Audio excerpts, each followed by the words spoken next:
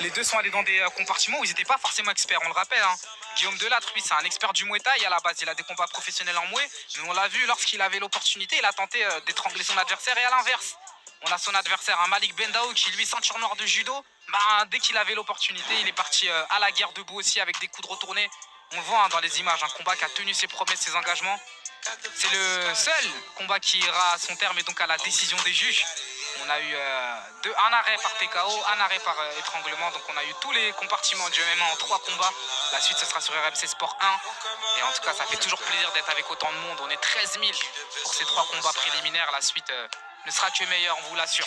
Vous avez eu un bel avant-goût de ce qui se profile pour la carte principale avec 7 combats à suivre sur RMC Sport 1. On rappelle, hein, vous avez la possibilité avec le pour l'exclamation offre de souscrire à la Pay TV avec des réductions à partir de 9 euros par mois dans ce mois de juin en cas d'engagement. Mais avant ça, j'aimerais quand même savoir toi ce que tu penses hein, de la délibération finale parce que je vois que ça discute sur le chat. Bon, franchement, c'est le bon gars qui va gagner. J'ai du mal à scorer. J'aurais tendance à donner quand même Malik Bendao devant parce qu'il a eu beaucoup plus d'offensives au sol et debout. Mais ça me choquerait pas de voir Guillaume non plus gagner.